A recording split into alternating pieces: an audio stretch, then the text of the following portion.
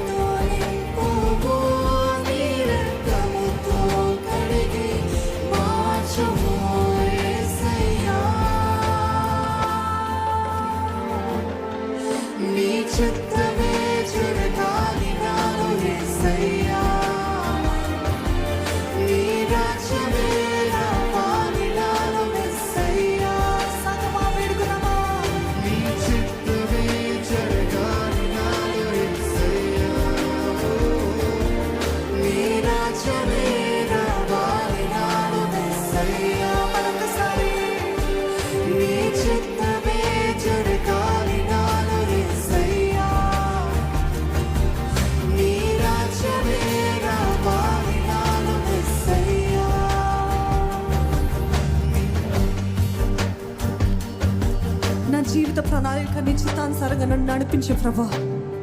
గర్భంలో రూపించబడక ముందే నన్ను ఎన్నుకున్నావు, కోరుకున్నావు, ఏర్పరచుకున్నావు. You have known me Lord. You have called me by your name Lord. నిజంగా నేను దేవునికి జ్ఞాపకంలో ఉన్నానా?